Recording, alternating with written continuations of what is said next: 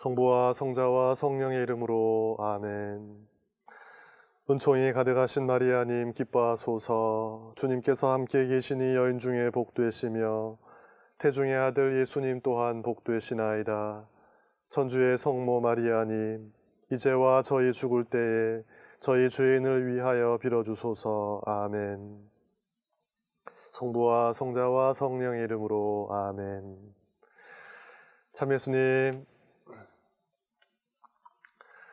이번 한 주간도 말씀과 함께 잘 지내셨습니까? 한 주간 동안 무려 3권의 성경을 읽느라 많이 힘드셨죠? 오늘은 다니엘서, 호세아서, 요엘서를 40분 안에 말씀을 드려야 하니 바로 본론으로 들어가 보겠습니다.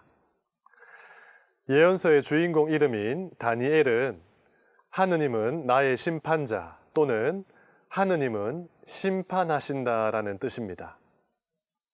사실 다니엘이란 이름을 가진 인물은 구약 성경에 여러 등장하는데요. 다윗의 둘째 아들이 다니엘이고 에즈라 시대에 바빌론에서 돌아온 귀향민 중에도 다니엘이 있습니다. 그러나 그들은 다니엘서 이야기와 별로 연관성이 없습니다. 그럼 다니엘은 누구냐? 여러분, 놀부 아시죠? 놀부라는 이름을 들으면 저절로 떠오르는 이미지가 있을 겁니다. 부자, 욕심쟁이, 이기적이고 악독한 사람, 이런 이미지가 아닐까요? 그래서 우리는 인색하고 심술궂은 마음씨를 놀부심보라고 합니다. 이처럼 구약시대의 현인의 모델, 의인의 대명사였던 3사람이 있으니 바로 노아, 욥, 다니엘입니다. 그러니 다니엘서는 가명성 기법을 사용하여 잘 알려져 있던 전설적 인물을 마치 저자 자신인 듯 재구성한 작품이라 보시면 됩니다.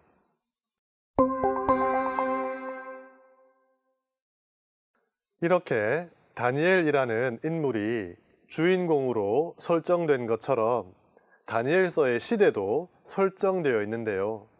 책의 내용은 바빌론의 임금 네부카드네자르 때부터 페르시아 왕국에 이르는 기원전 6세기를 배경으로 하고 있지만 예로니모 성인은 자신의 다니엘서 주석이라는 저서에서 몇몇 단서들을 제시하며 다니엘서를 기원전 2세기의 작품으로 명시했습니다. 그러니까 기원전 2세기 참혹한 박해로 유명한 안티오코스 4세의 박해 때 힘든 상황 속에서 하느님 백성으로서의 정체성을 지켜내기 위해 쓰여진 작품이라는 겁니다. 그러다 보니 묵시문학이라는 저작 기법에 바탕을 두고 있습니다.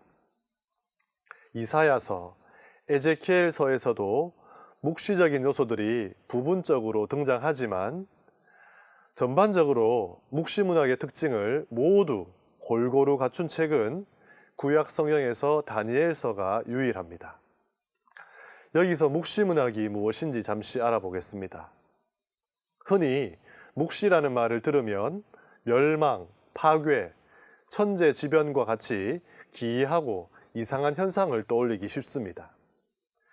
하지만 묵시문학은 한마디로 위기의 문학입니다. 정치적 독재와 억압, 불평등, 박해, 탄압 등 삼엄한 규제로 마음대로 표현하고 소통할 수 없는 위기 상황 속에서 사람들은 일반적인 언어가 아닌 그들만 알아들을 수 있는 방법, 즉 상징, 암호, 기호 혹은 꿈이나 환시 같은 장치를 활용하여 의식을 전달하고 소통해야 했습니다. 예를 들어 초대교회 로마의 박해시대 때 그리스도인들은 물고기 그림으로 서로 그리스도인이라는 것을 알아보았다고 하는데요. 이는 예수 그리스도, 하느님의 아들, 구세주라는 그리스 말의 초성을 모으면 익투스라는 단어가 되는데 이것이 그리스어로 물고기입니다. 이렇게 박해라는 위기의 시대에 마카베오와 같이 무력 항쟁으로 박해자들에게 맞서기도 했지만 다니엘서의 저자와 같은 무리들은 그를 통해 비폭력적인 방법으로 맞서기도 했습니다. 따라서 다니엘서는 현실 안에 숨어 있는 그러나 반드시 존재하는 하느님의 주권을 초월적 시각으로 간파하고 신앙적 전망으로 현재의 모든 시련을 견디어내자는 종교적, 비폭력적 대안을 일종의 문학 양식으로 제시하는 겁니다.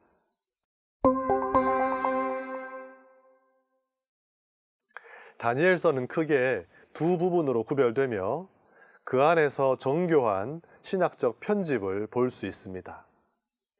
먼저 에스테르기와 같이 하나의 책 안에 히브리어로 쓰인 제1경전과 그리스어로 쓰인 제2경전이 병존하고 있는 특징을 보여주는데, 우리 성경에는 예언서로 분류하지만 이 책이 지혜문학에 가깝다고 여긴 히브리 경전은 성문서에 배치했습니다. 내용도 설화 양식과 묵시문학 양식이라는 두 가지 장르가 혼합되어 있으며, 전반부에서는 다니엘을 3인칭인 그로 바라보며 다니엘이 뛰어난 현자로 직접 꿈을 해석하는데, 후반부에서는 다니엘이 1인칭인 나로 이야기를 엮어가며 환시를 보기만 할 뿐 그 의미는 해석하지 못해 다른 천상적 존재에게 의존하는 모습으로 등장합니다.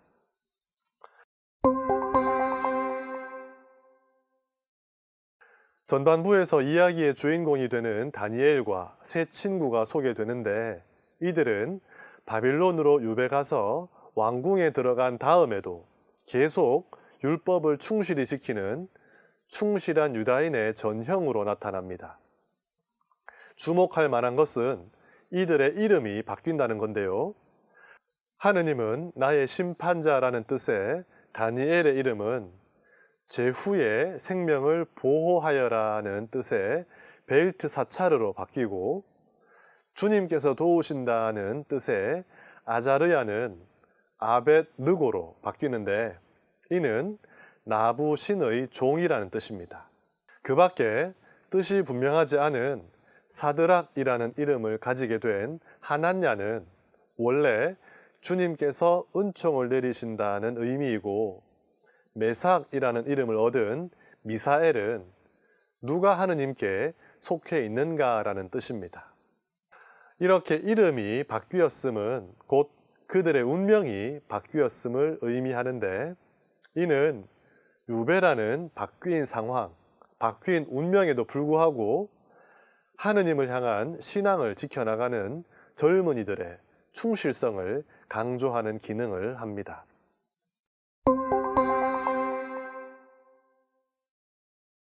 이 장에서 다니엘은 임금의 꿈을 해몽하는 예언적 메시지의 대변인으로 등장합니다.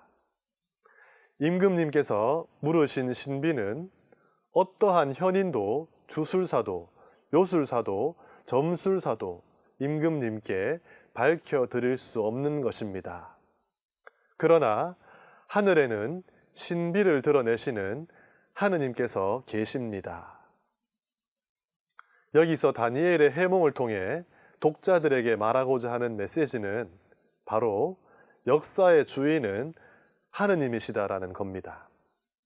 하느님만이 시간과 역사의 주인으로서 모든 미래와 신비를 알고 계십니다. 꿈에서 신상의 머리는 순금이지만 아래로 갈수록 점점 가치가 떨어지는 재료들로 이루어져 있다는 것은 인간의 역사가 발전하는 것이 아니라 시간이 흐를수록 악이 점점 더 증가하며 그 악한 세상을 하느님께서 끝내시리라는 것을 의미합니다. 안티오코스 4세의 시대는 악이 더할 수 없이 커진 시대이며, 그러니 하느님의 심판도 이 세상의 끝도 임박했다는 것을 꿈 해몽이라는 방법으로 독자에게 알려주는 겁니다. 3장에서는 불가마 속에 던져지지만 천사들의 보호로 아무런 해를 입지 않는 젊은이들의 이야기로 죽음의 위험에 빠진다 하더라도 우상 숭배의 강요에 굴복해서는 안 된다는 것을 가르쳐 줍니다.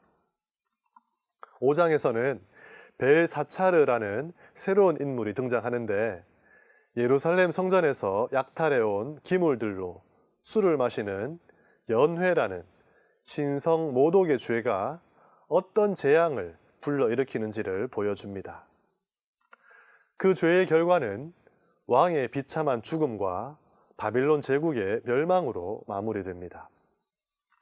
여기서는 어떤 초자연적인 손이 궁전벽에 쓴 신비한 글자와 해독이라는 새로운 방식으로 하느님의 심판이 예고됩니다.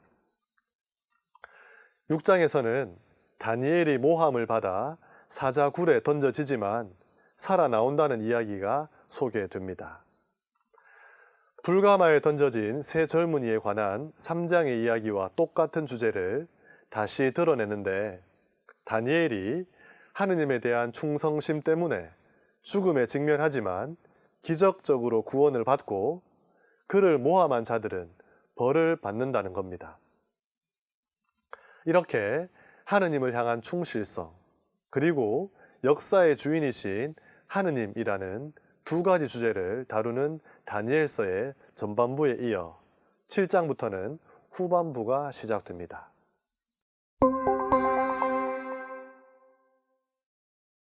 후반부에는 연대순으로 분류된 여러 환시들이 등장합니다. 7장에서는 바다에서 등장하는 짐승들의 환시인데 네 짐승은 세상의 제국을 의미합니다. 첫째 제국은 바빌론, 둘째와 셋째 제국은 메디아와 페르시아, 그리고 넷째는 그리스 제국입니다. 그리고 10개의 뿔은 알렉산드로스를 이은 셀레우코스 왕조의 열 임금을 뜻하고 11번째 임금은 악이 정점에 달하는 안티오코스 4세를 상징합니다. 이 안티오코스는 하느님의 백성에 대한 악의 마지막 공격을 뜻하는데 후대 다니엘서를 읽은 초대 그리스도교 신자들은 이 부분을 재현실화시켜 네 번째 짐승을 로마 제국으로 간주하게 됩니다. 지금 우리들은 이 부분을 어떻게 재현실화 시킬 수 있을까요? 여러분은 역사의 흐름 안에서 지금 하느님의 백성인 우리를 공격하고 박해하는 대상이 무엇이라고 생각하십니까? 저는 개인적으로 물질 만능주의, 즉 돈이 아닐까 생각합니다. 사람들은 하느님을 믿고 의지하기보다 돈에 희망을 걸고 있고 더 많은 돈을 벌어 부자가 되기 위해 하느님을 저버리고 심지어 하느님의 자리에 돈을 모셔두고 사는 세상이 아닌가 하는 생각을 해봅니다. 이어서 7장 13절 이하에 이런 말씀이 있습니다. 사람의 아들 같은 이가 하늘에 구름을 타고 나타나 연로하신 분께 가자. 그분 앞으로 인도되었다. 그에게 통치권과 영광과 나라가 주어져 모든 민족들과 나라들, 언어가 다른 모든 사람들이 그를 섬기게 되었다. 바다에 등장하는 짐승들과 대립되는 존재로 사람의 아들 같은 이가 등장하여 세상을 통치하게 되는데 이를 후대 유다교 전통은 다윗 집안의 메시아라 생각합니다. 그렇다면 지금 우리는 이 존재를 또 어떻게 재현실화 시킬 수 있을까요? 당연히 우리를 세상의 모든 구속과 억압, 악의 세력, 그리고 죽음에서 구원하신 예수 그리스도가 되어야 할 것입니다.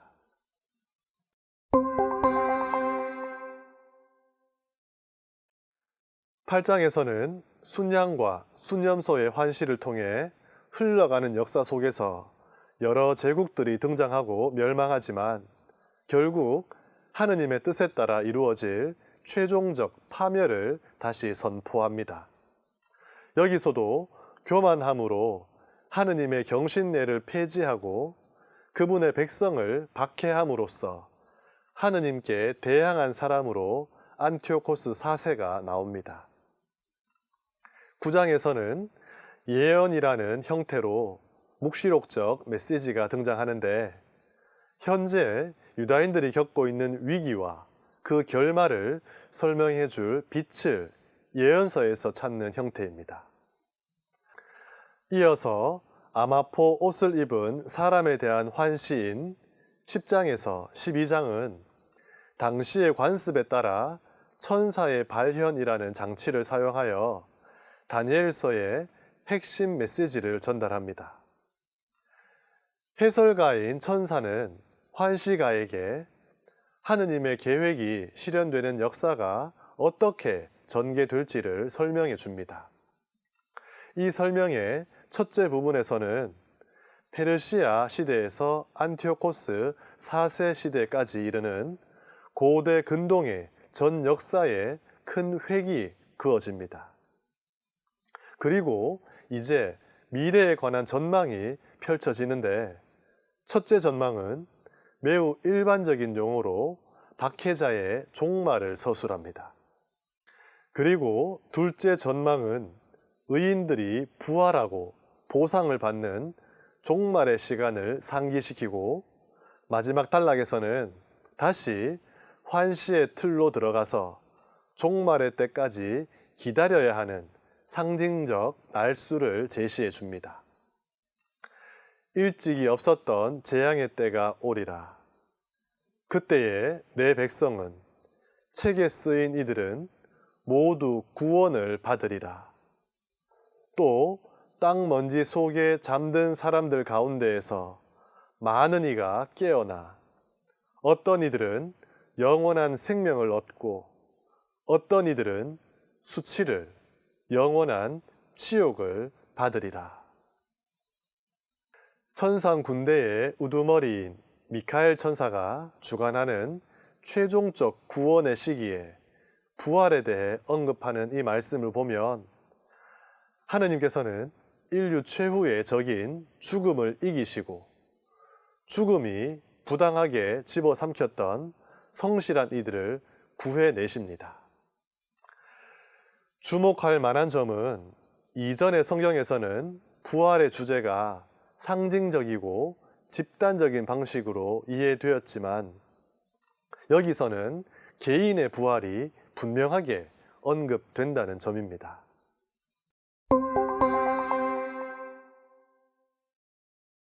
끝으로 3부는 마치 부록과 같은 다니엘의 다른 공적들에 대한 기록입니다. 우리에게도 유명한 수산나 이야기는 본래 다니엘서와 아무런 관련이 없었을 것입니다.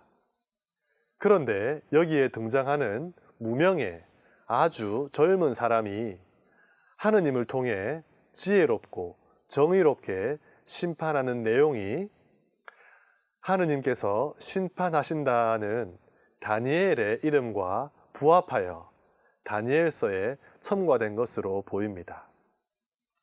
우리는 첨가된 이 이야기를 통해 하느님께서는 당신께 도움을 청하는 무죄한 이들을 결코 저버리시지 않는다는 교훈을 배울 수 있습니다. 14장은 구약 성경의 몇몇 풍자들과 맥락을 같이 하는 설화인데 우상 숭배 사제들의 사기 행각을 고발하는 생생한 이야기, 동물들을 신성시하는 우상 숭배를 배척하기 위한 이야기에 다니엘서 6장의 사자굴 이야기가 합쳐진 내용으로 다니엘서는 끝을 맺습니다. 이렇게 다니엘서를 마무리하며 다니엘서의 주제는 신앙의 충실함과 역사의 주인은 하느님이라는 것, 그리고 시대의 배경에서 싹튼 묵시문학과 부활 사상을 가장 명시화했다는 것을 다시 한번 기억하며 호세아서로 넘어가 보겠습니다.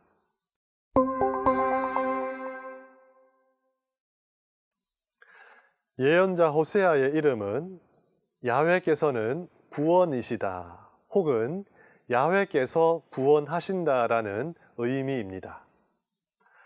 북이스라엘에서 태어나고 활동한 유일한 문서 예언자인 호세아의 예언 활동은 이스라엘이 주님께 등을 돌리고 창녀 짓을 하기 때문에 너 역시 창녀와 결혼하라는 괴상한 명령을 받으면서 시작됩니다.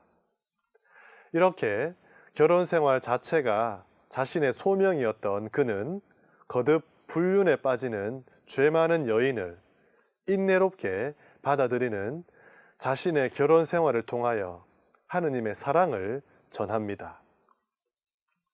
또한 그가 활동했던 시기는 기원전 750년에서 722년 사이, 그러니까 예로보암 2세 통치 만렵부터 마지막 임금인 호세아의 통치 말기까지였습니다. 그럼 당시 북이스라엘의 상황은 어떠했을까요? 나라가 망하기 직전의 상태라 가히 짐작이 가실 텐데요.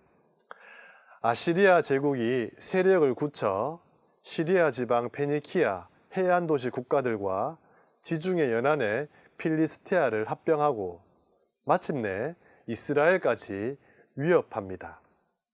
그러자 북이스라엘은 국제 정세를 살피며 동맹국을 바꾸는 정치적 술수를 펼치며 아시리아에 대적하다가 결국 기원전 725년에 수도 사마리아를 포위당하고 3년 뒤 완전히 정복당합니다.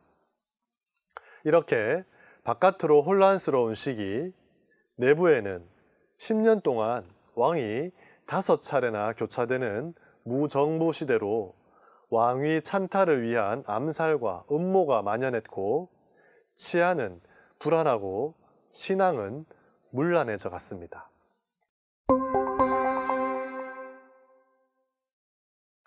이런 시기 호세아는 종교적 차원에서 형식과 규정, 즉 거칠애에 치우친 행사로 전락한 전례를 고발하며 이에 대한 책임을 사제, 예언자, 왕, 관료들에게 돌리며 하느님이 아닌 자신의 기득권을 섬긴 지도자들의 잘못을 고발합니다. 부유하고 타락한 생활로 예배는 더욱 화려해졌지만 형식과 의무에 머물렀을 뿐 하느님과 관계를 가깝게 해야 할 전례가 오히려 하느님으로부터 멀어지게 했기 때문입니다. 경제적 차원에서는 속임수, 살인, 도둑질, 간음, 유혈 참극이라는 단어를 통해 알 수 있듯이 거짓 맹세, 불합리한 토지 거래, 채무자에 대한 권리 박탈 등 부의 불공정 분배와 하층 계급에 대한 억압에 대한 하느님의 심판을 예고합니다. 그리고 정치적 차원으로는 잦은 왕권 교체, 무분별한 동맹으로 인해 과중한 곡물 때문에 재정이 고갈되었음을 고발합니다.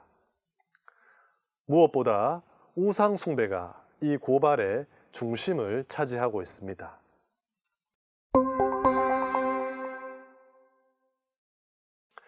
북이스라엘은 남유다와 달리 지정학적 입지 조건이 다른 민족들과 인접해 있었기에 그들과의 교류와 무역으로 성장의 발판을 다졌습니다.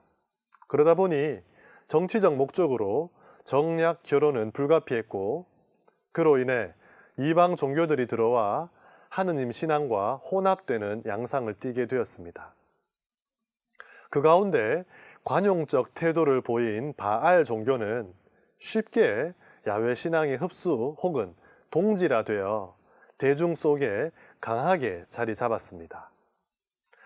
가나안 정착 이후 이스라엘 백성은 농경 생활을 시작했고 농경 문화에서 번개, 구름, 천둥, 비와 같은 날씨와 노동력을 위한 자녀 출산은 중요한 문제였습니다.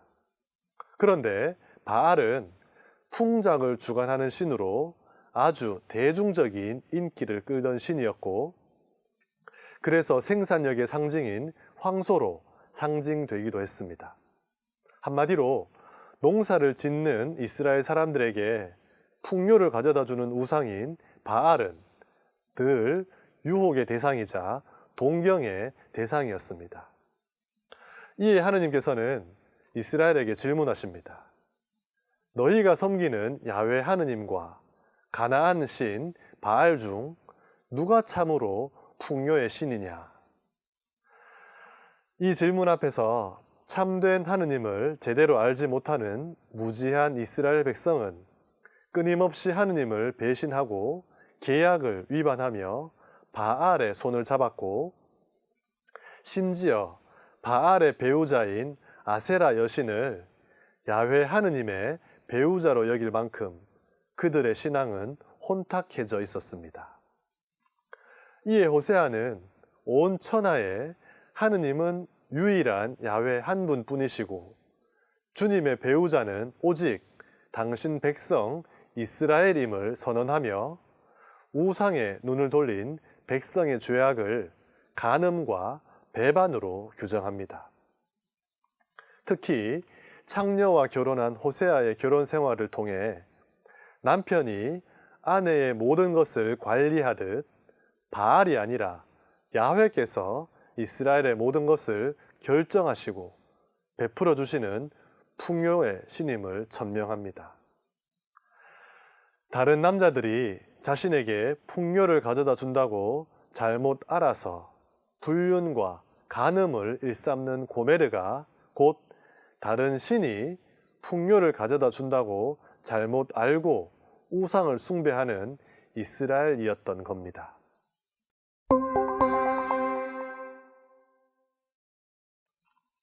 이런 간음에 대한 벌은 이스라엘의 모든 소유를 박탈하는 것으로 이어집니다. 호세아는 이를 그들은 이집트로 돌아가야 하리라 라는 표현을 통해 제시하는데, 현재의 모든 것을 빼앗고 제거함으로써 처음 출발했던 곳으로 다시 돌아가야 하는 상황을 표현합니다. 너무나 타락하고 부패하여 고쳐 쓰는 리모델링이 아니라 완전히 허물고 다시 지어야 한다는 말입니다. 왜냐하면 모든 것을 잃어봐야 그것의 소중함을 알듯 하느님이 이스라엘에게 주신 모든 혜택과 은총을 완전히 거두어야 비로소 그것을 주신 분이 야훼 하느님이심을 분명히 인식할 수 있기 때문입니다. 그래서 하느님의 사랑을 원초적으로 가장 깊게 체험한 이집트 탈출과 광야의 상황으로 돌아가야 한다는 겁니다. 즉, 호세아는 북왕국의 멸망과 추방을 선고하는데, 이는 광야에로의 복귀로 귀결되며 그곳에서 다시 단련된 이스라엘은 본래 모습으로 재창조될 것이라는 논지입니다. 이런 왜곡된 구조의 필연적 붕괴는 형벌의 성격도 지니지만 이로써 공동체 삶의 새로운 시작을 알리기에 희망적이기도 합니다. 이렇게 징벌로 주어지는 광야에로의 복귀에 대한 호세아의 신학을 출발했던 것으로 돌아간다 하여 원점 상황이라고 합니다.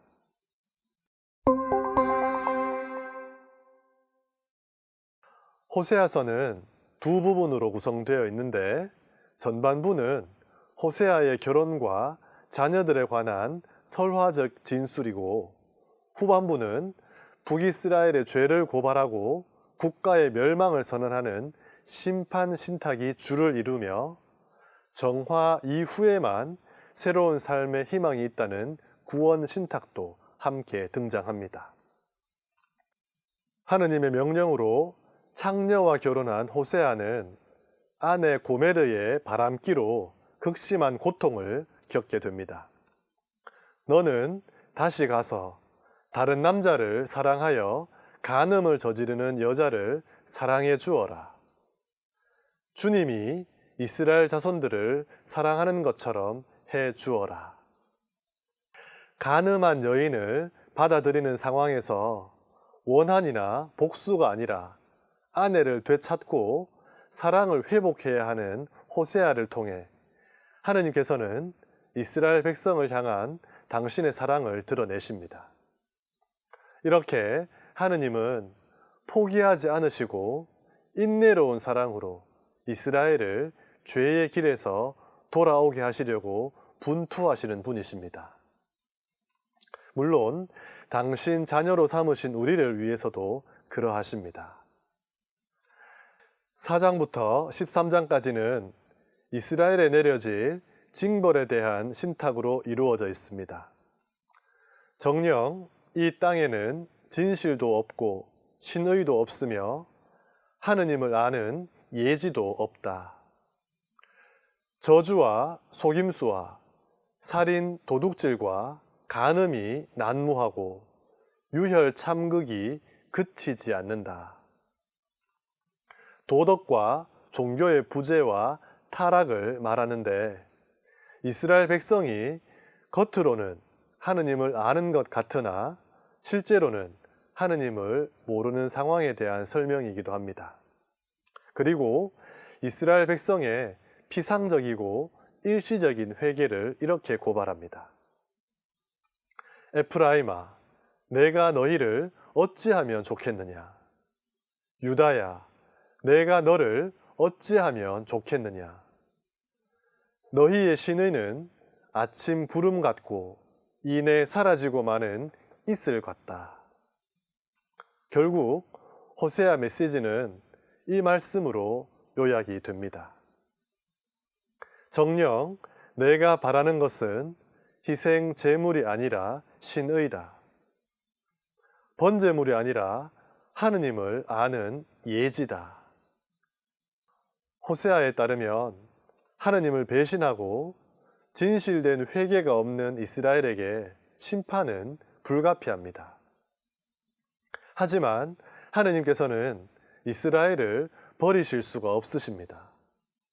호세아가 결혼 서약을 저버린 여인을 속량하여 다시 데려오듯이 하느님의 사랑은 죄 많은 이스라엘을 속량하시고 계약 관계를 바르게 다시 놓고자 하십니다. 왜냐하면 고메르의 죄보다 호세아의 사랑이 커야 했듯이 이스라엘의 죄보다 하느님의 사랑이 훨씬 더 크기 때문입니다. 이렇게 하느님과 이스라엘 백성 사이의 혼인 관계의 표상으로 유명한 호세아서는 죄에 대한 기억마저도 소멸시켜 버리시는 하느님 사랑의 신학을 우리에게 보여주는 예언서입니다.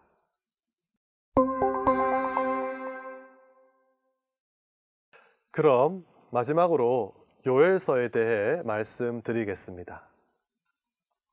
야훼의 줄임말인 요와 하느님을 뜻하는 엘이 합쳐진 요엘이라는 이름은 야훼는 참 하느님이시다라는 뜻을 가지고 있습니다. 예언자의 신탁 대상이 예루살렘의 원로와 사제들에게 집중되어 있다는 점, 곡식 제물, 제주 같은 제사 용어가 나타나고 성전에서 일하는 사람들에 대한 언급 등 여러 가지 면에서 성전 경신례를 반영하고 있다는 점으로 미루어 보아 요엘 예언자는 예루살렘 성전에 속한 예언자 가운데 하나였을 것으로 추정됩니다. 왕의 이름이나 이스라엘 주변국과의 대외적인 관계 같은 언급이 없어서 시대적 배경을 추정하기는 어렵지만 다니엘서나 제2 스가랴서에서 말하는 묵시문학적 문체가 다소 강하게 드러나는 것으로 미루어 요엘서는 비교적 후대의 작품일 가능성이 큽니다. 적어도 유배 시대가 지나고 성전의 재건과 예루살렘 성벽 건설 이후 헬레니즘이 강하게 유입되기 이전 시대, 그러니까 기원전 4세기경으로 보여집니다.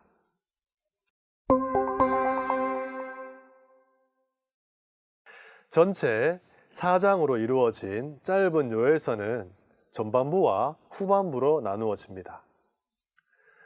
들은 황폐해지고 땅은 통곡한다.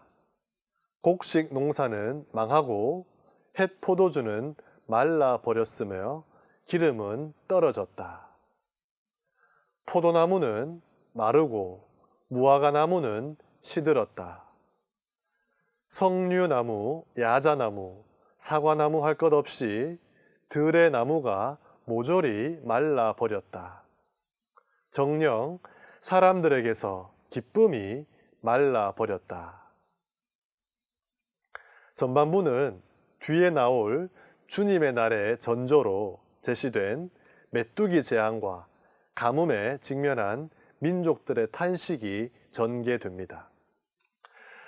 메뚜기 때의 습격으로 망연자실해 있는 백성에게 예언자는 단식과 참회의 제사를 올림으로써 주님께 돌아오라고 권고합니다. 그들이 신뢰할 분은 오직 주님 한 분뿐이며 가장 먼저 해야 할 것은 마음을 돌리고 생활 태도를 바꾸는 것이라고 호소합니다. 결국 주님께서 그들의 진심 어린 회개와 기도를 들어주시자 어떻게 되었습니까? 내가 너희에게 곡식과 햇 포도주와 햇 기름을 보내주리니 너희는 그것들을 배불리 먹으리라. 광야의 풀밭이 푸르고 나무가 열매를 맺으며 무화과 나무와 포도나무도 풍성한 결실을 내리라. 타작마당은 곡식으로 가득하고 황마다 햇 포도주와 햇 기름이 넘쳐 흐르리라. 모든 것이 완벽하게 회복되었습니다. 이렇게 모든 것을 되찾게 만든 진실한 회개에 대하여 예언자는 이렇게 말합니다. 옷이 아니라 너희 마음을 찢어라. 주 너희 하느님에게 돌아오너라. 그는 너그럽고 자비로우니 분노에 더디고 자애가 큰 이. 재앙을 내리다가도 후회하는 이다. 이렇게 전반부는 재앙, 참회와 탄원 기도, 구원이라는 구도로 이루어져 있습니다.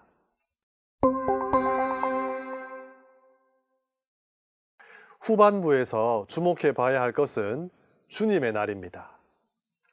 주님께서 시온에서 호령하시고 예루살렘에서 큰 소리를 치시니 하늘과 땅이 뒤흔들린다. 그러나 주님께서는 당신 백성에게 피난처가, 이스라엘 자손들에게 요새가 되어주신다. 그때 너희는 내가 나의 거룩한 산 시온에 사는 주 너희 하느님임을 알게 되리라. 요엘서의 핵심 주제인 주님의 날은 어떤 날인가? 그날은 종말의 날이며 이스라엘의 죄를 심판받는 날이고 동시에 하느님께 성실했던 이들이 최종적으로 구원을 받는 날이기도 합니다. 이런 의미에서 이 날은 단순한 종말이 아니라 새로운 시대가 열리는 날이 됩니다. 하느님을 성실히 섬기며 자신의 잘못에 대해 단식과 기도로 회개한 사람에게는 승리와 구원의 날이지만 하느님을 떠나 죄를 지은 사람에게는 멸망과 파멸의 날이 됩니다. 이런 종말론적 관점은 요한 묵시록과 마르코 복음 13장의 재난과 종말 등 신약 성경에 많은 영향을 끼쳤습니다.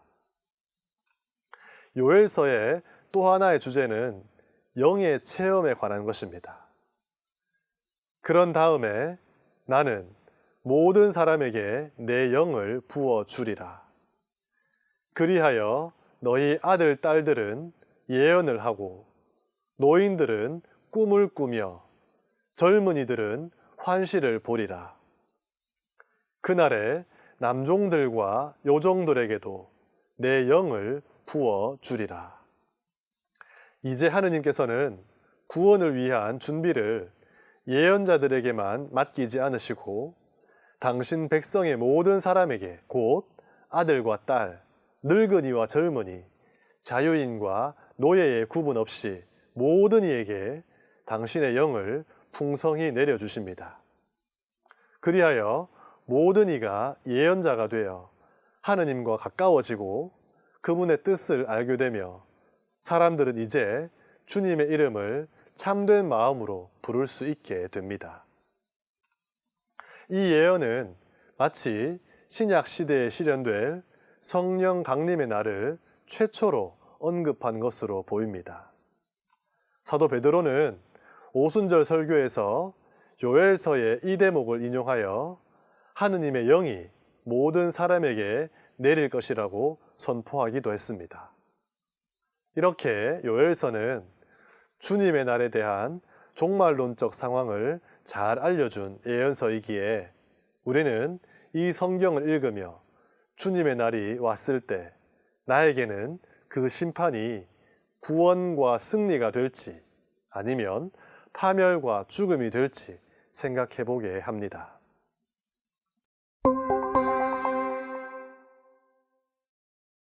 오늘 우리는 세 권의 예언서를 살펴봤습니다. 다니엘서는 묵시사상과 부활사상에, 호세아서는 하느님 사랑의 신학에, 그리고 요엘서는 종말론적 관점에 있어서 신약 성경과 그리스도교 신학에 많은 영향을 끼친 예언서들입니다.